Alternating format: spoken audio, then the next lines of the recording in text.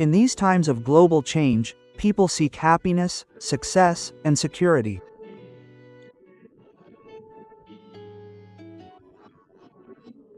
Some rely on luck, others strive to accumulate wealth, and some place their hopes in power and prestige. But the Buddha, who attained enlightenment through his own efforts, illuminates another path, a path far more noble and enduring, the virtue of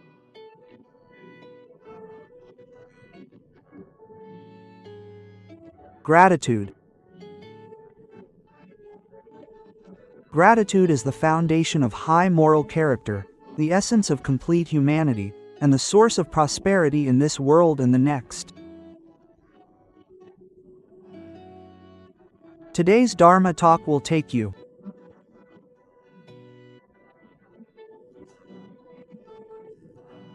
deep into the ocean of Dharma teachings, exploring the meaning, value, and immense power of gratitude through invaluable Buddha words from the Tripitaka.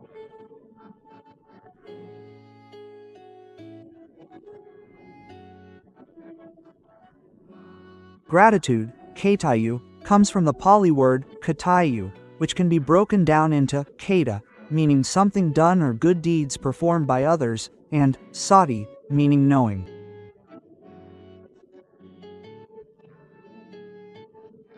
Therefore, katayu means someone who recognizes the kindness shown to them or acknowledges the gratitude owed to those who have been kind to them. Katavedi, katawi dei, comes from kata and vedi, where vedi means knowing or repaying. Thus, katavedi means someone who repays the kindness shown. The Buddha always used these two words together, because knowing kindness alone, without repaying it, is not considered complete. The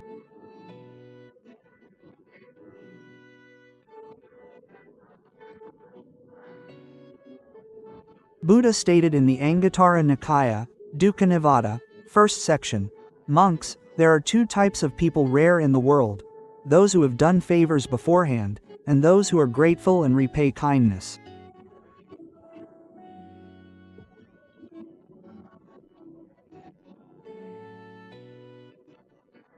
This expression of gratitude shows that the Buddha praised both the giver and the receiver as rare qualities in the world. The rarity of these two types of individuals reflects the human nature's tendency to be indulgent and self-centered. However, those who cultivate their minds through Dharma can develop this noble quality. Furthermore, in the Sutta Nikaya of the Khuddaka Nikaya, the Buddha stated that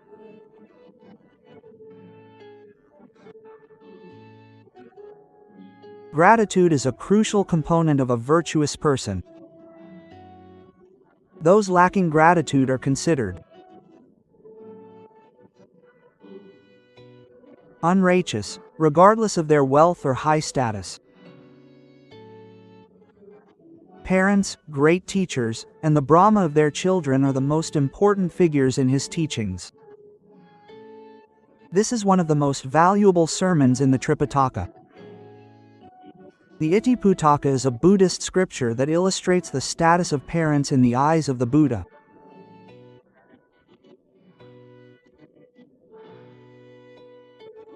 In the Itiputaka Nikaya, the Buddha states, "Monks, you are permitted to treat your parents as if they were Brahma, because parents are considered Brahma to their children, the first teachers, and those worthy of respect."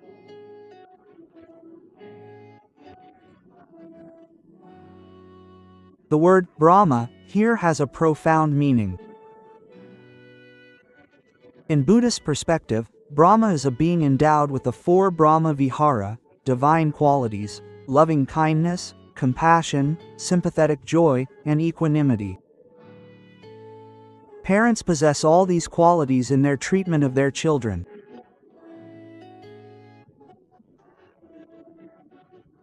From the moment a mother receives a child in her womb, she endures all hardships without complaint, bears the pain of childbirth, nurtures the child with loving milk, teaches them to speak, walk, and eat, and protects them from danger at all times.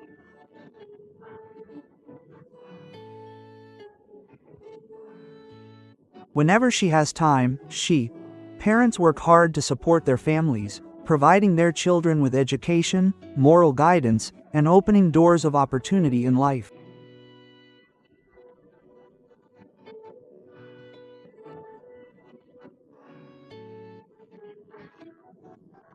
The teachings of Fra Sirimankacharan elaborate on the 5 virtues of parents towards their children. Firstly, they protect their children from sin, preventing them from committing wrongdoings both morally and legally.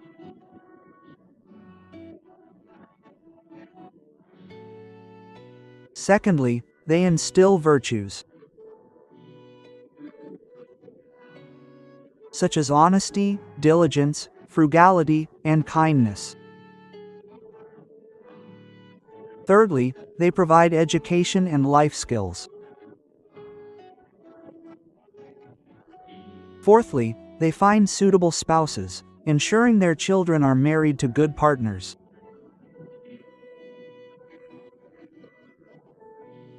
Fifthly, they provide inheritance at the appropriate time, avoiding excessive stinginess and sharing resources wisely. Wealth should be given at the appropriate time. The Buddha's teachings in the Sankara Sutta clearly outline 5 ways in which children should repay their parents' kindness. Children should care for their mothers, who are the primary focus. Thus, they raised us, so we shall continue to care for them, perform their duties, maintain the family lineage, and conduct ourselves appropriately for the afterlife. After their passing, we shall dedicate merit to them. The first point, they raised us, so we shall continue to care for them, is the heart of filial piety, remembering the kindness received and repaying it by caring for them in their old age or illness.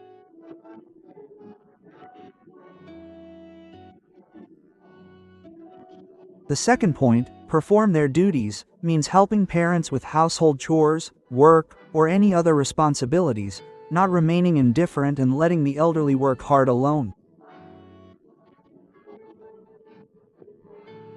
The third point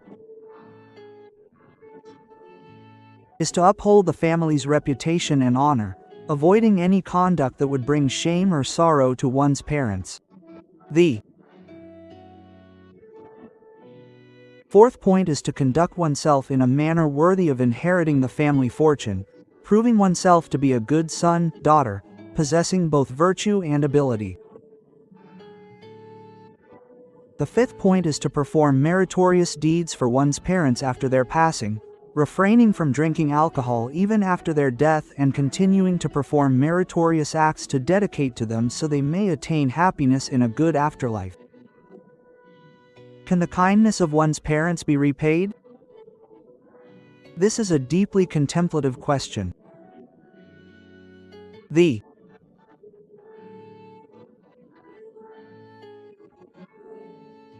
Buddha answered this question profoundly. Monks, I tell you that the kindness of one's parents cannot be easily repaid. Even if a son carried his mother and father on one side and his father on the other, enduring hardship like this for 100 years, it would still not be enough. Quote, caring for one's parents by bathing, massaging, feeding, providing clothing and bedding, and medical care, is still not enough to repay their kindness. The only way to truly repay them is by establishing them in right view, faith, morality, generosity, and wisdom. That is the true repayment, and it surpasses all other forms of repayment.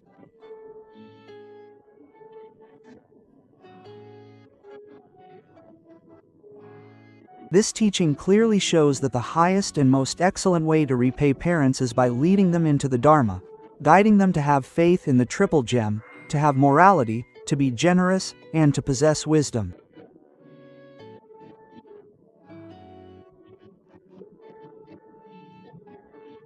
This is true repayment and surpasses any other form of repayment.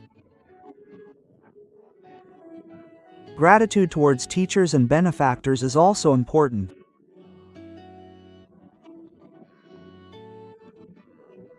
In the Sigaraka Sutta, the Buddha categorized 6 directions as individuals we should prioritize in life, placing teachers as the right direction, which is likened to. The direction of honor is significant because in ancient times, the bridge was considered an auspicious direction and a sign of respect.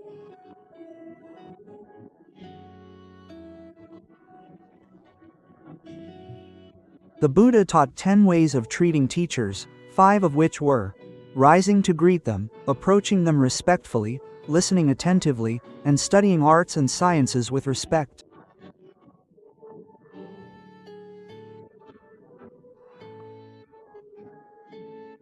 Teachers, in turn, had 5 duties towards rights: guiding them well, teaching them thoroughly, imparting all knowledge, advising among friends and in the royal court, and ensuring the security of those rights.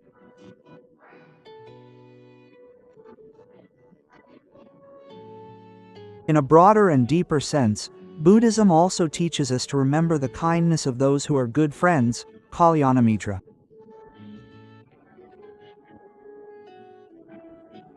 Here, Kalyanamitra refers to true friends with virtue, including teachers who taught us, those who guided us when we were lost, those who helped us in times of difficulty, or even people we have never met.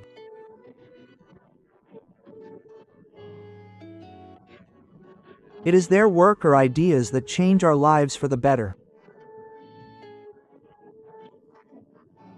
In the Mahavagga of the Samyutta Nikaya, the Buddha said to Ananda, when Ananda asked if a good friend, Kalyanamitra, was half of the holy life, the Buddha replied, "Do not say that, Ananda.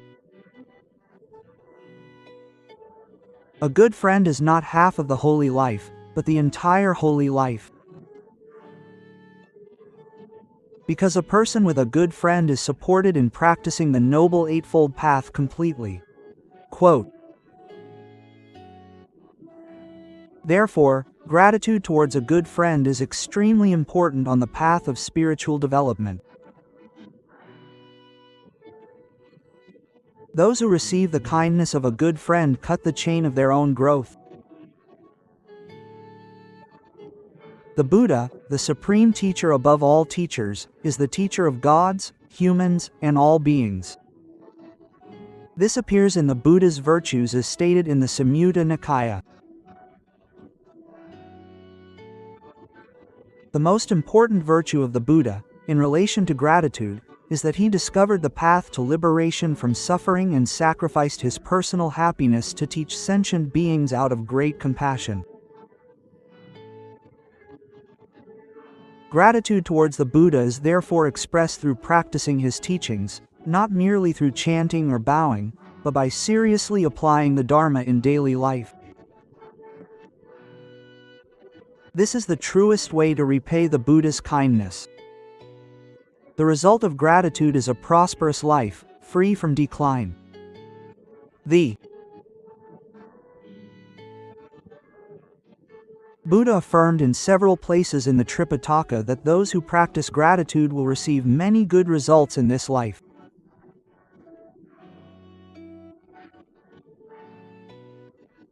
In the Anguttara Nikaya, Katukkanapada, the Buddha spoke of those who care for their parents, saying that any child who cares for their parents and lives in the first direction of life, those who do good deeds will be praised in the present and will receive happiness in heaven after death.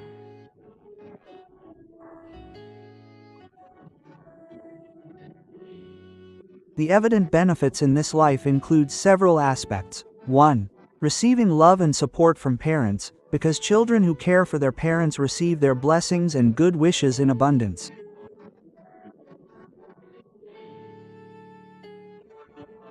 Parental blessings are considered highly auspicious. 2. Receiving respect from society.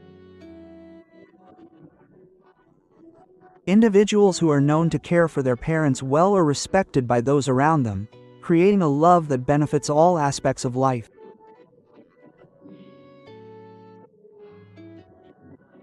3. Having a peaceful and happy mind, because those who fulfill their duties to their children completely will not feel guilt or regret. Their minds will be light and calm. 4. Future descendants will treat us the same way.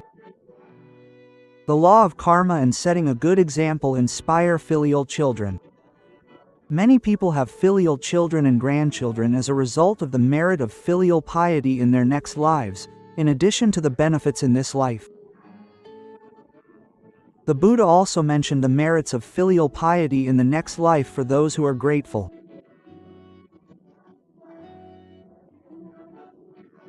The asterisk Pratavatu, a collection of stories about ancestors, contains many accounts of people who performed meritorious deeds for their ancestors and received positive results, including those who were reborn in happy realms because of their filial piety in this life.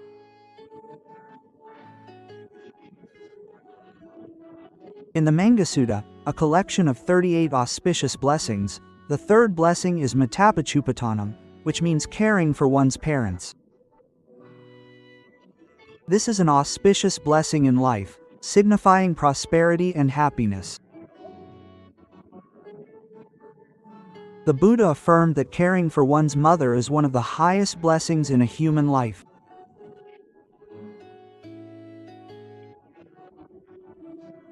The story of King Asasatru provides an important lesson, the most poignant and clear lesson in the Buddhist scriptures regarding the consequences of ingratitude is the story of King Ajatasattu of Magadha.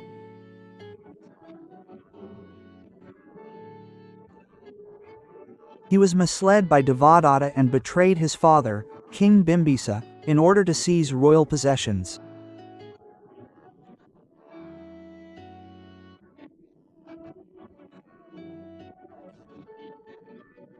Although King Ajatasattu later repented and sought an audience with the Buddha at Amravana, as recorded in the Samannaphala Sutta of the Digha Nikaya, the Buddha told Ananda that if King Ajatasattu had not committed that great sin, he would have attained enlightenment, becoming a Sotapanna, stream enterer, right there.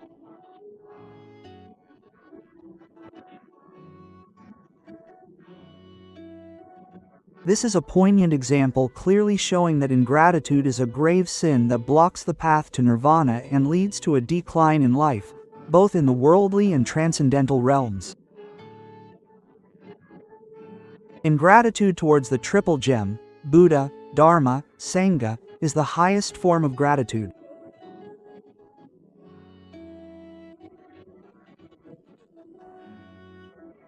In Buddhism, gratitude has a short range of levels that extend from the individual to something greater and supreme, remembering the virtues of the triple gem, the Buddha, the Dharma, and the Sangha.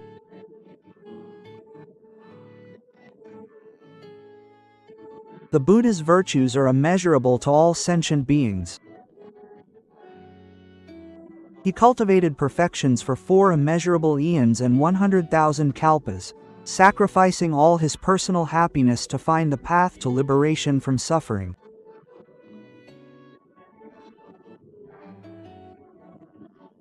And after finding it, he continued to preach his teachings to sentient beings with great compassion for 45 years without ceasing.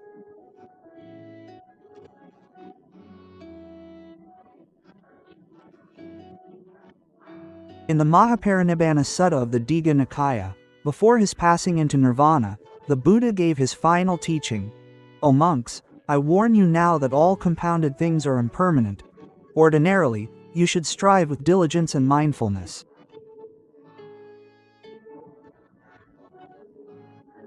Quote,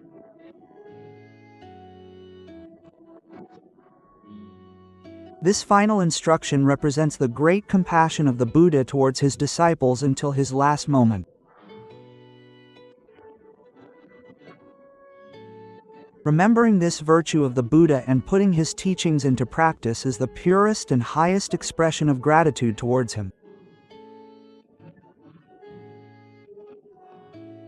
The Dharma is the truth discovered by the Buddha in the Dhammacakkappavattana Sutta, his first sermon. In it, he expounded the Four Noble Truths: suffering, the origin of suffering, the cessation of suffering, and the path to the cessation of suffering. These are the supreme truths that can truly lead beings out of the cycle of rebirth. Gratitude towards the Dharma is expressed through studying, learning, practicing, and spreading the Dharma. In the Dhammapada, the Kukka Nikaya verses state that, whoever gives the gift of Dharma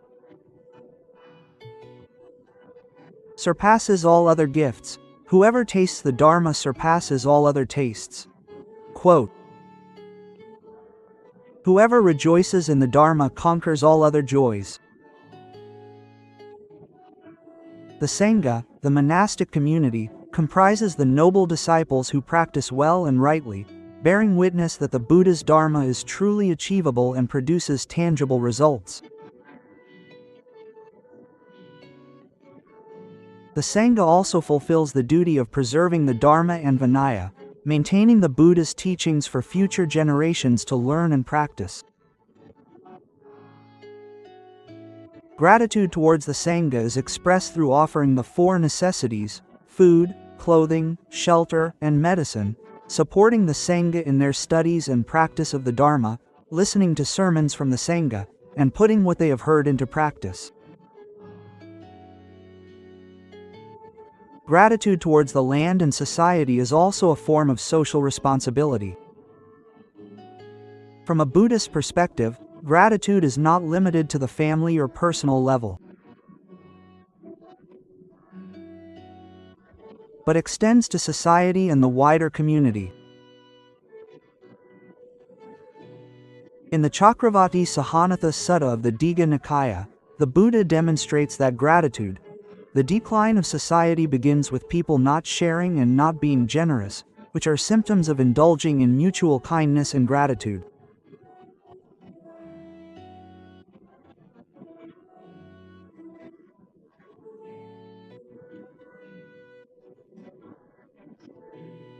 Gratitude towards society is expressed in many forms. Paying taxes honestly, because the country we live in was built with the taxes of our ancestors since their time. Roads, hospitals, schools, all things built by previous generations. Preserving the environment, because nature and the environment are a legacy that previous generations preserved, and we have a duty to protect and pass it on to future generations. And contributing to the common good, because we all depend on each other. No one can survive alone.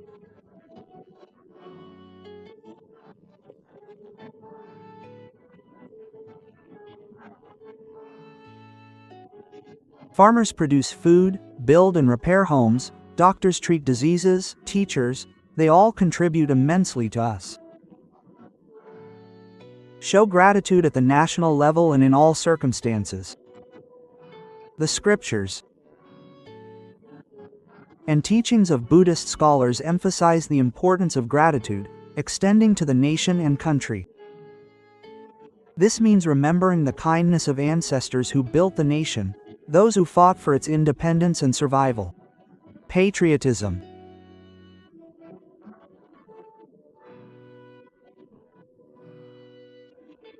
Based on gratitude is pure and enduring. It's not love of nation based on fear or hatred of others, but love of nation because of appreciation for its kindness and a desire to preserve and improve what has been received.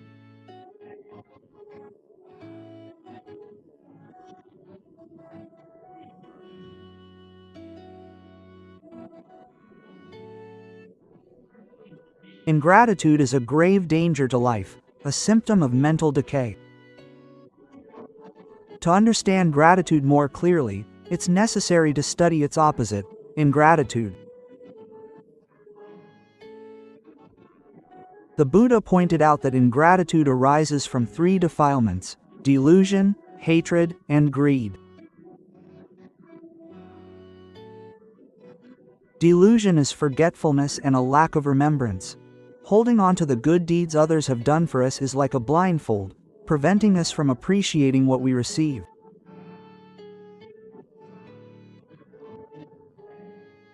Anger is resentment. Sometimes people drink in the kindness of their benefactors because of minor conflicts, then erase all the good deeds they've received out of anger and resentment.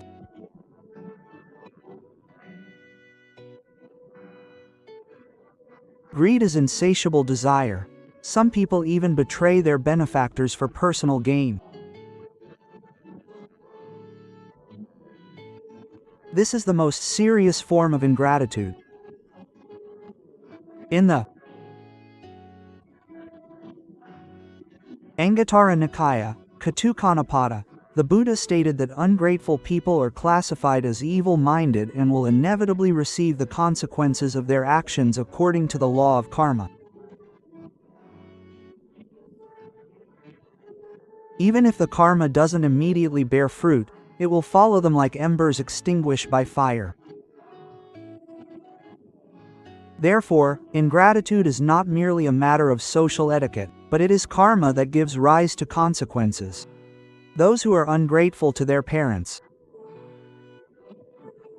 lack a spiritual pillar. When they fall into hardship, they have no true support. Furthermore, there are karmic consequences at the societal level. A society where people are ungrateful lacks compassion, trust, and ultimately collapses.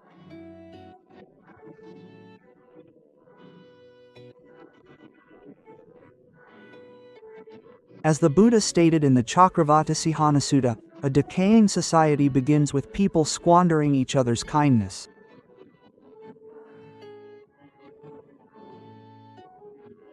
In the story of Kumparasalaka, there is the ungrateful son who, when his father grew old, drove him out of the house to keep all the wealth for himself. Ultimately, everything collapsed. The son faced ruin, while the father, though impoverished, received help from good people and lived a peaceful life. These worlds are not just children's fairy tales, but life lessons with profound psychological and sociological implications. Gratitude is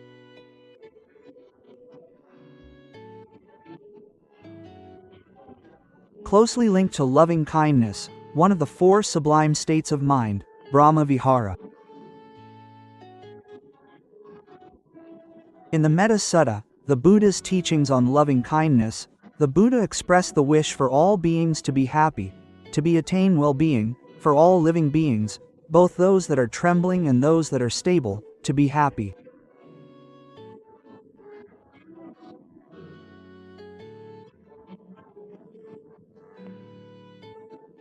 When we extend loving kindness to our parents and benefactors, it naturally combines with gratitude, because those who remember kindness develop gentle and soft hearts, which nourishes and cultivates loving kindness. Gratitude is also linked to shame and disdain, hiri-ottappa, which means shame and disdain for wrongdoing. Ottappa, or shame and fear of the consequences of evil deeds, is the Buddha's term for these two virtues that protect the world. Gratitude, katanyuta, and shame, hiri-ottappa, are deeply interconnected. Those who remember the kindness of their parents possess shame, hiri, refusing to do anything that would sadden or shame them, and they have fear, ottappa, fearing the negative consequences of evil on their family. Therefore, gratitude is the foundation of morality, binding individuals to goodness. Gratitude is linked to generosity, dana, morality, sila, and meditation, bhavana, in the Buddhist principles of merit-making.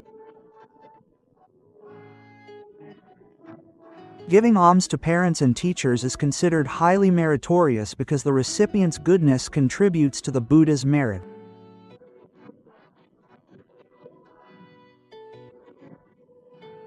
In the Dakshinavibhanga Sutta of the Majjhima Nikaya, the Buddha categorized individuals. Merit is cultivated according to moral virtues.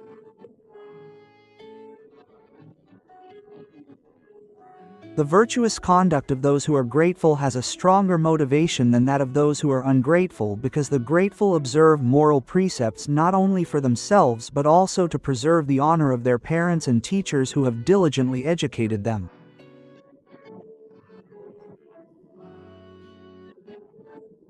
Furthermore, in meditation, those who are grateful to the Buddha reflect on his virtues, which is the origin of Buddhanasati, one of the 40 meditation practices.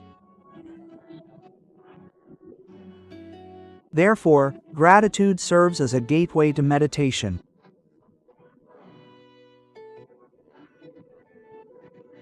An example of a grateful person in the Tripitaka is the Venerable Mahakassapa, one of the Buddha's chief disciples.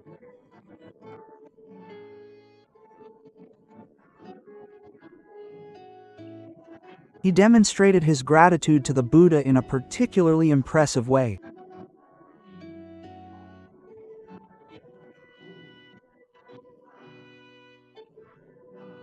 The Mahaparinibbana Sutta in the Digha Nikaya recounts that when the Buddha passed away, after the Buddha's passing, Mahakassapa, who was then elsewhere, rushed to Kushinagar to pay homage to the Buddha's relics with the utmost respect.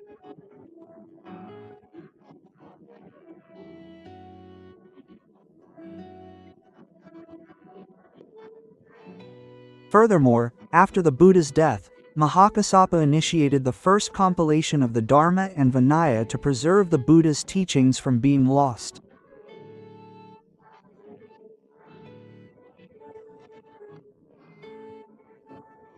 This is an example of the greatest display of gratitude, dedicating one's life to continuing what the Buddha had created. The story of Queen Samavati's boundless gratitude is found in the Dharmapada Katha, Guddaka Nikaya.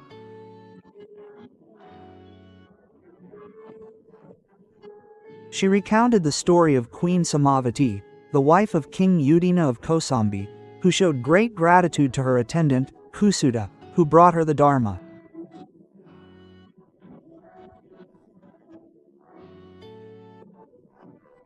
The queen revered Kusuta as her Dharma teacher and followed her example.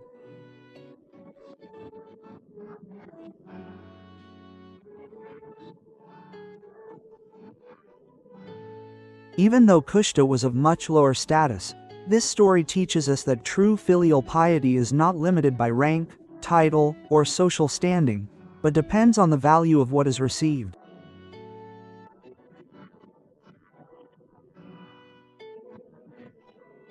If someone gives us knowledge and wisdom, we should be grateful to them, no matter who they are.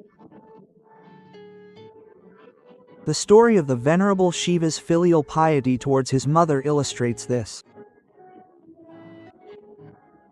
The Apadanagatara states that the Venerable Shiva was the most revered monk during the time of the Buddha.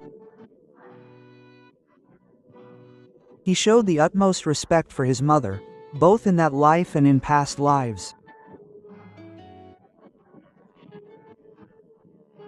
Due to the merit of his filial piety, he received abundant offerings because people came to him with respect.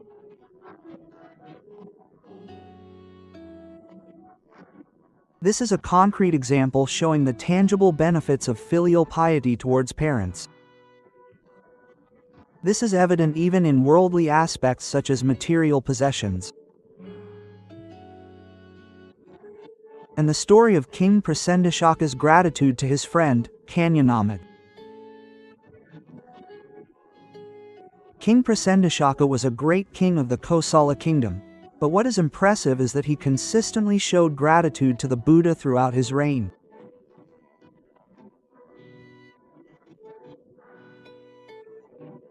The Samyutta Nikaya, specifically the Kolasamyutta, records a conversation between the Buddha and King Prasendashaka, where he expressed the highest gratitude to the Buddha and never forgot the kindness he received in terms of Dharma.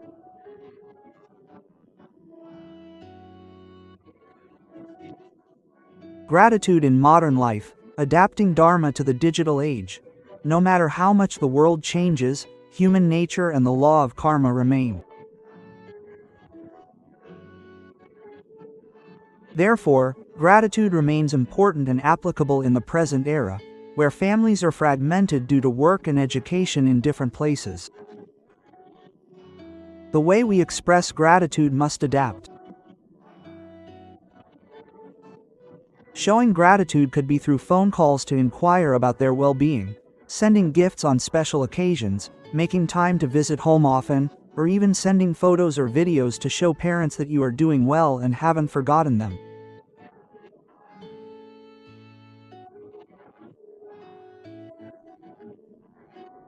In education, students these days often receive scholarships from the government or private sector, funds that come from public taxes or benevolent donors.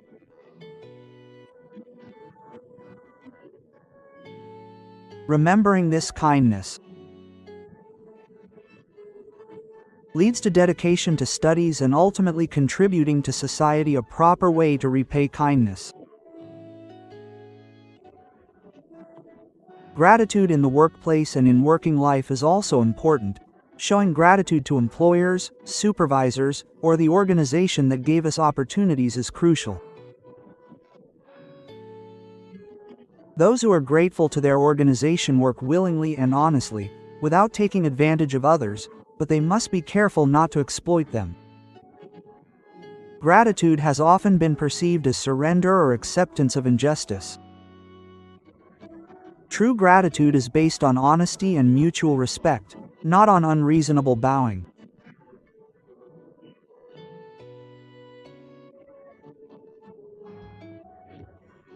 In an era of global environmental crisis, viewing nature with gratitude is crucial.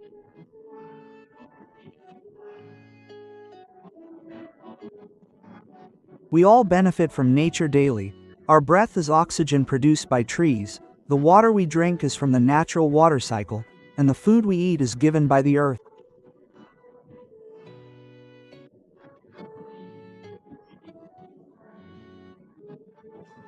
In the Atthavāsu Sutta of the Anguttara Nikaya, the Buddha taught moderation in consumption, which is a form of showing gratitude to nature and the world.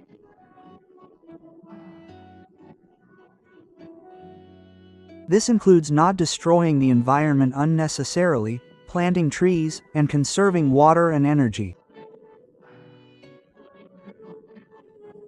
Repaying nature appropriately is a way to cultivate gratitude. The practice of mindfulness involves remembering the kindness of others. The Buddha taught that the things we frequently remember become habits of the mind.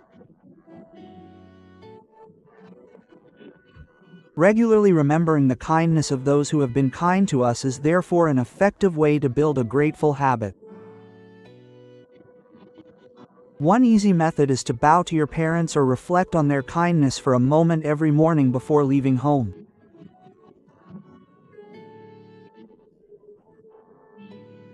Consider what you can do to benefit them or show your gratitude that day, even if it's something small.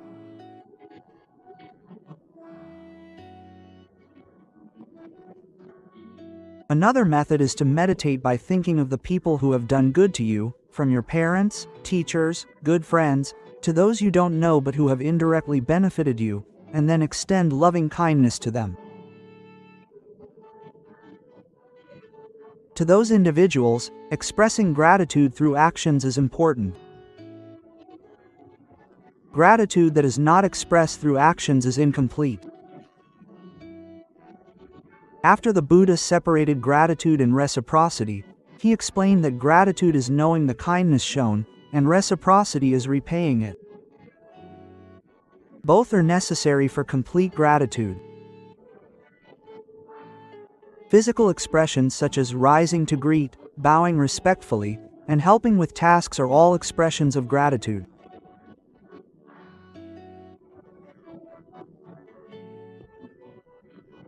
Verbal expressions such as sincerely thanking someone, expressing appreciation for their good deeds, and sharing the kindness of benefactors are expressions of gratitude through speech.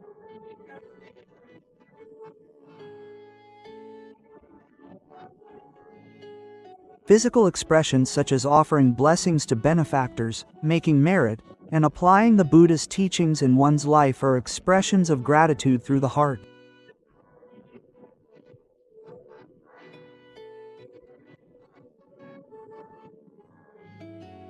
Gratitude as a virtue for those who desire liberation. Gratitude is not merely a social duty, but a virtue itself.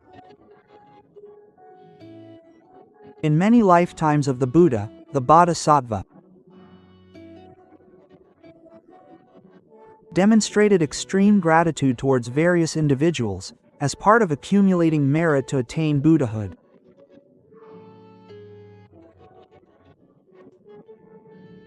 Consistently practicing gratitude reduces ego, because remembering others and their kindness helps the mind move beyond the narrow confines of selfishness and opens up to connection with others, a crucial step towards liberation.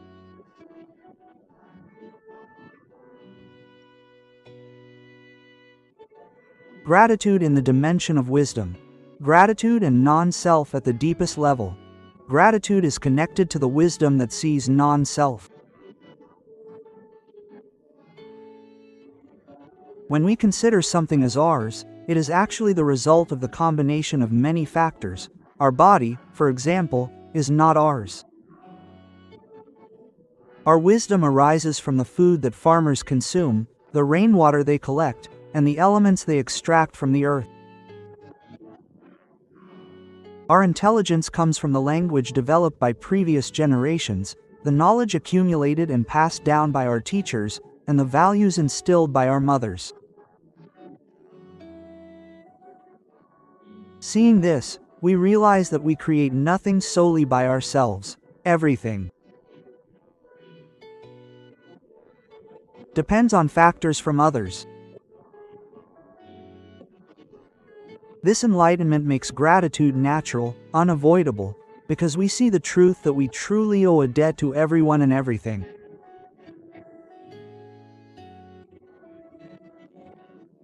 Gratitude and dependent origination. Paticca Samuppada, the principle of dependent origination, or Idpakayata, one of the most important principles in Buddhism, states that everything arises from many factors. Nothing exists independently.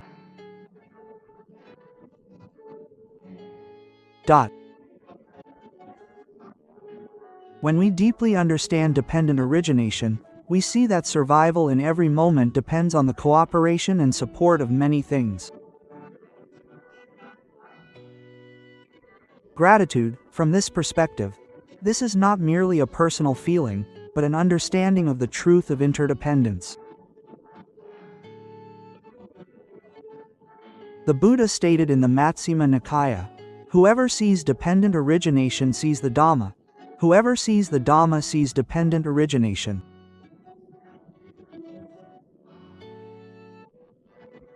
Therefore, gratitude, in the realm of wisdom, is linked to the realization of truth and is a part of the path leading to liberation.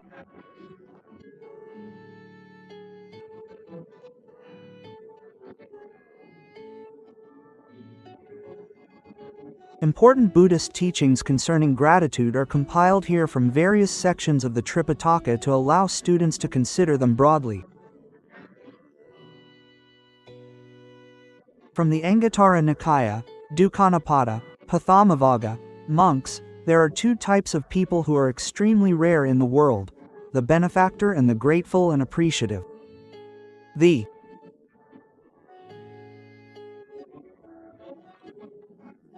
benefactor does good deeds first, and the grateful and appreciative know the good deeds done and repay them. Parents are like Brahma to their children, like gods, the first teachers, and worthy of respect. Therefore, those with wisdom should venerate them. Quote, and honoring one's parents with food, drink, clothing, bedding, bathing, and washing their feet. Whoever is grateful, knows their parents' kindness, strives for goodness, has gentle conduct, and does not contempt for anyone, that person will be praised in this world, and after leaving this world, will enjoy happiness in heaven.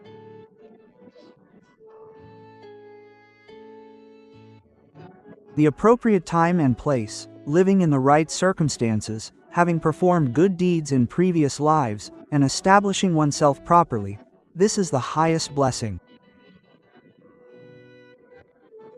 Serving one's parents, supporting one's children and wife, This is the highest blessing.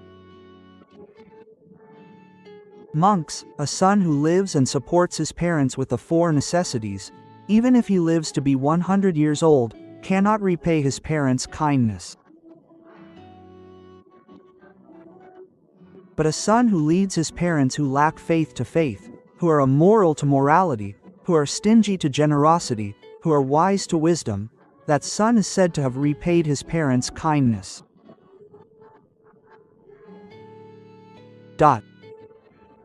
Gratitude in the context of Thai culture and society. The prominent characteristics of gratitude in Thai society.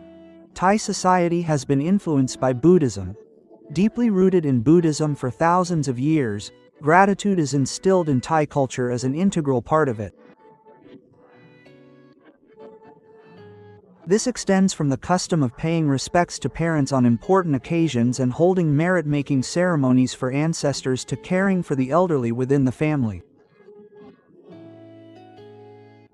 The Thai Songkran festival also has its roots in gratitude. Children and grandchildren return home to pour water and seek blessings from their elders. This act is not merely a ritual but an expression of appreciation and affirmation of the deep relationship between generations. The Wai Kru ceremony, paying respect to teachers, is another example, a tradition passed down through generations in schools, universities, and various institutions. It demonstrates gratitude towards teachers at the institutional level, helping to maintain the relationship between those who know and those who learn. However, contemporary Thai society faces challenges in preserving this traditional gratitude. The consumerist doctrine of filial piety teaches people to prioritize personal happiness. Digital culture makes people engrossed in virtual worlds, and economic competition reduces family time.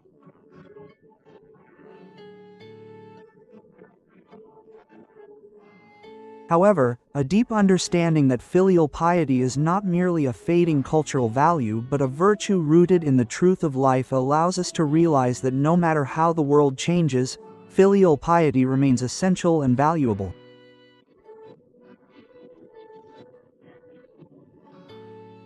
Filial piety, as the foundation of a strong family, is the subject of modern psychological research. Research shows that children who grow up in families with an atmosphere of mutual respect and gratitude tend to have better mental health, better relationships, and greater empathy for others.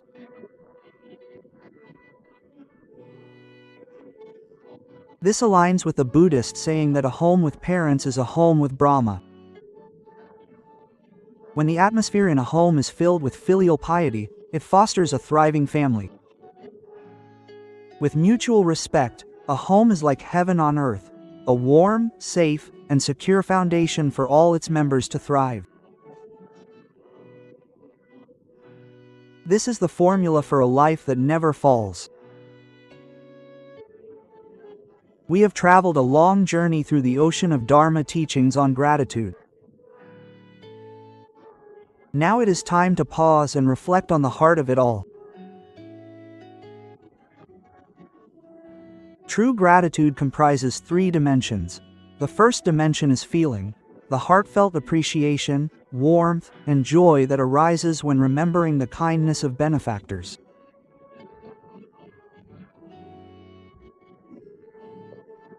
The second dimension is thought, consciously considering what we have received from whom and its value.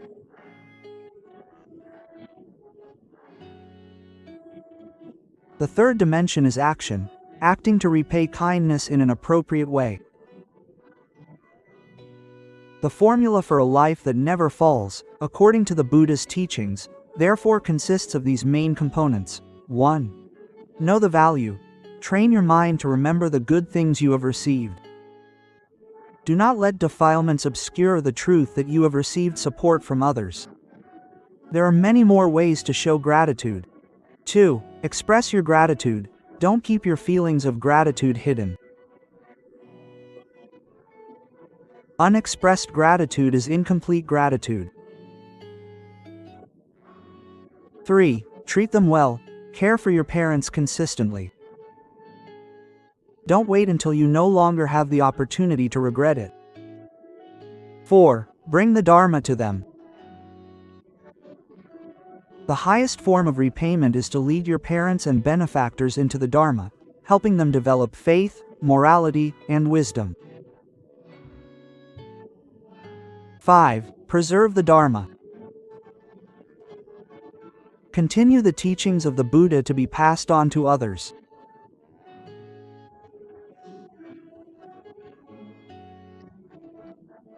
Finally, we would like to share a very encouraging quote from the Buddha. Monks, a son who supports his parents is praised by wise people in the present, and after death, he enjoys happiness in heaven.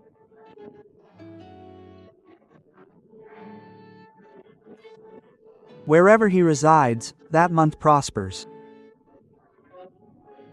This is the blessing for those who live in the lay life. Whoever practices gratitude, cares for their parents, and maintains their parents' lives. Those who live in accordance with the Dharma will be praised in this world and in the next, and will have a happy afterlife. These two teachings are assurances from the Buddha himself that those who are grateful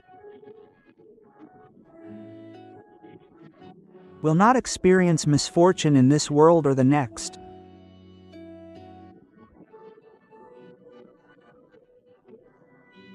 May the merit from this Dharma discourse be a vehicle to guide all listeners to deeply understand the Dharma of gratitude, remembering the kindness of their parents, teachers, and all benefactors.